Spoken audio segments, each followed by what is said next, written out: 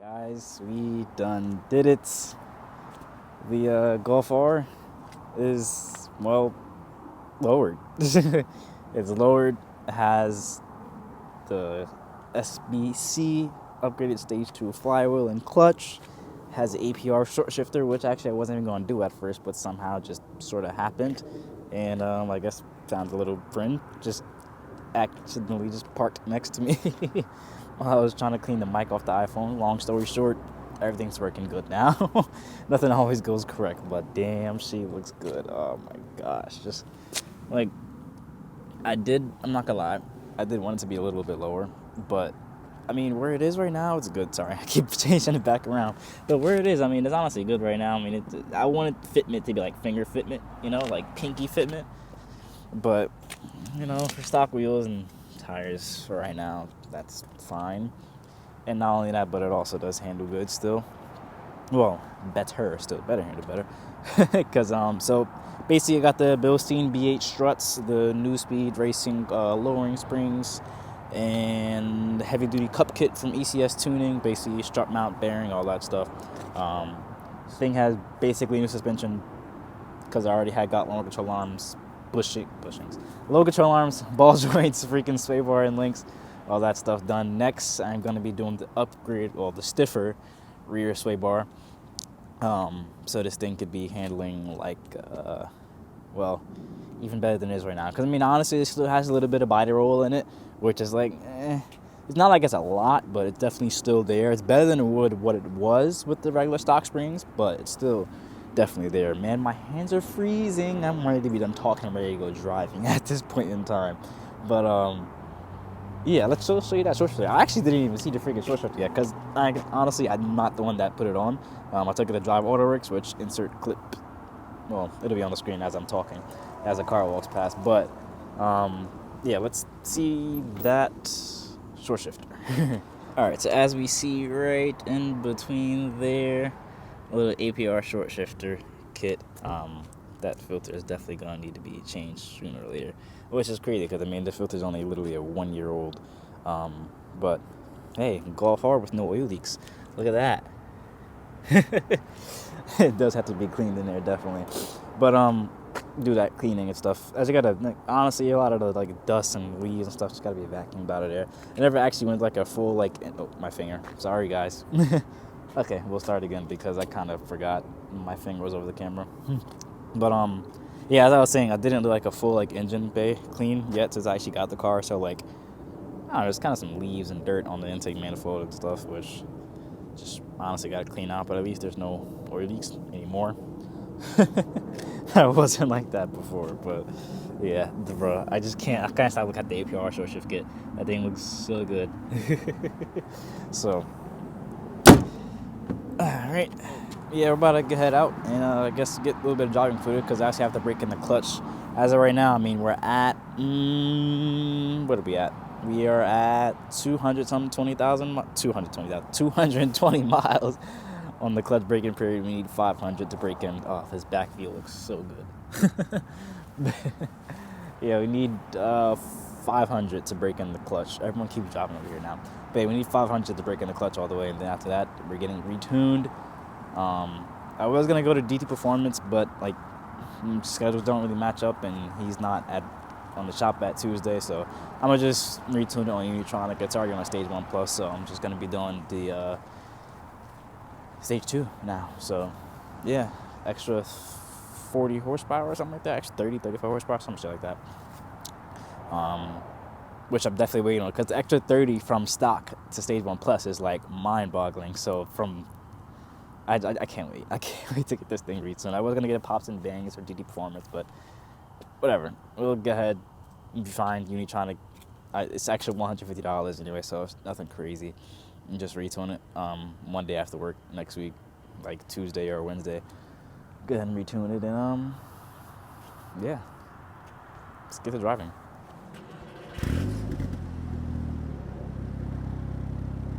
Alright, I guess welcome to the very noisy car.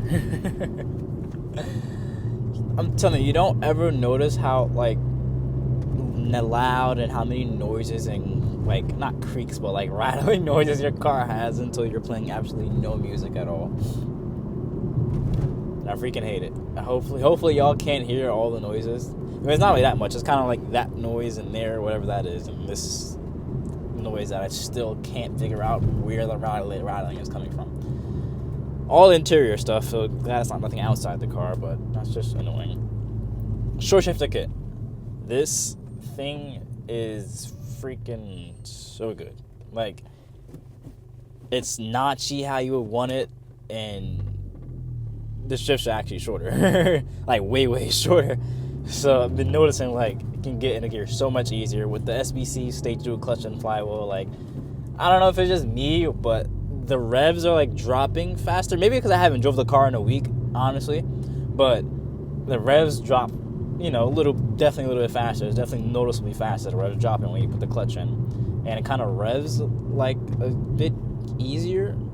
Like I said, maybe it's because I haven't driven the car in a week, but that's just how it feels. Maybe it's because I've been driving the G37. I don't know, but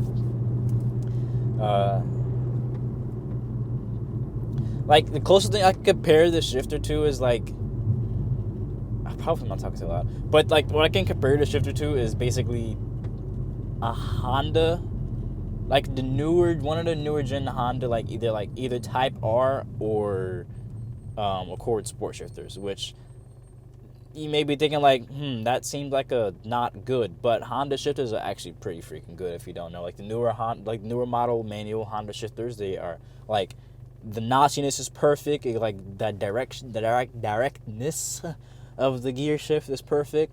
I don't know, me personally and a lot of other people on the freaking internet, Honda shifters are pretty fucking good. Type R and, you know, SI's Accord Sport 2.0 Turbo, they feel great.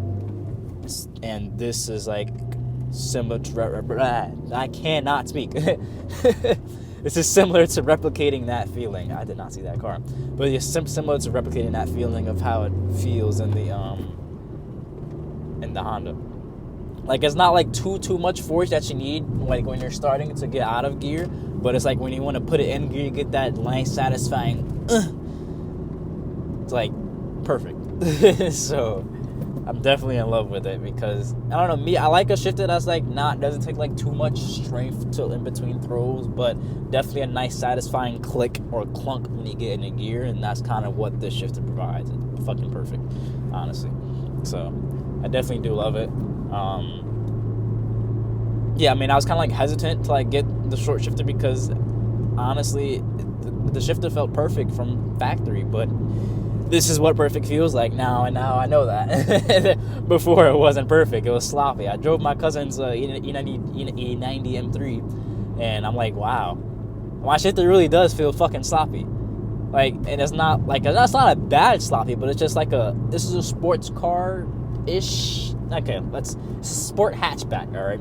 It should hot hatch. There we go. It's a hot hatch. It should feel kind of sporty when you're shifting, not like my Audi. So, yeah, it felt like the Audi one honestly felt better because you were able to actually feel, you know, the metal in between the gears, for lack of better explanation. With the Golf R, it felt like plastic. When shift, damn, that shit was fire. Did y'all see that car? I think it was a B8, I think, but it's like a lot more. There's a lot more plastic feel when shifting with this from factory. Now it's perfect. I love it. So that's the review on the APR short shift kit for the MK6 Golf R. Honestly, it's beautiful. And I mean, honestly, MK7, MK8. Do they even have one? I'm pretty sure they have one for MK8. Mark 8. Sorry, I'm just saying MK. I'm not a Mark guy. I'm an MK guy. So we're at 231.5 miles as of right now. I did this in honestly 2 days. This is the third day of driving because today I'm trying to get to 300 miles today. So we'll be there soon. Not yet, but I'm trying to get it broken in so I can actually like use the power, because I haven't felt how this car feels since I went to the shop. And it's so teasing because I have the new shifter, you know, the new clutch. I'm trying to cook, and I can't cook. So, another 2 days, we'll have a video without it tuned, and then we'll have a video with it tuned, because I do definitely want to do both. Do a little comparison. We're gonna wrap the video up. That's really gonna be it. I know you kind of don't want to hear me talking the whole time, which I love talking, but that's not what we're gonna do right now. If you want to see some more footage, I'm gonna be having some driving clips on Instagram with the not the blow off valve, but cold air intake mic setup.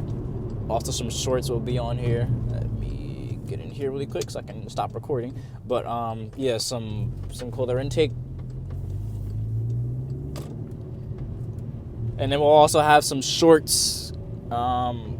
Get those set up on here too, so we can have some nice driving clips. That's what you'll see a lot of the driving clips, shorts, and on the Instagram reels. So I'm about to go ahead and finish the driving for the day and go home and play some Assetto Corsa and edit this freaking video. Guys, thank you for watching. And